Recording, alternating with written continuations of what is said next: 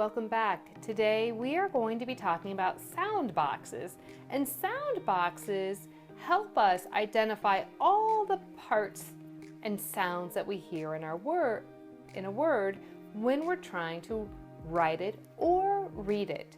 So I'm going to give you a little bit of a demonstration, but then in your daily work you're going to have lots of opportunities to practice sorting out these sounds with these sound boxes. So what we have here in this first picture is a picture of a lion.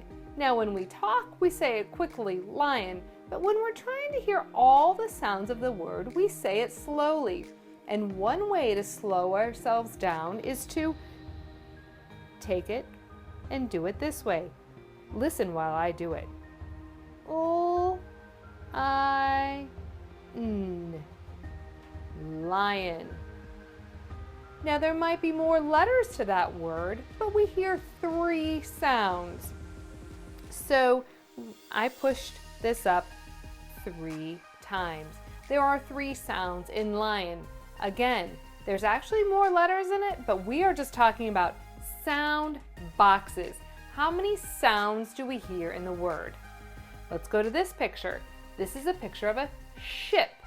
Let's push up the sounds and see what we hear. Sh, I, p, ship. There are 4 letters in ship, but we only hear 3 sounds. Here's a picture of a flower. I'm going to push it up. Let's see how many sounds we hear in flower. Ready? O, ow, There are 4 sounds in flower.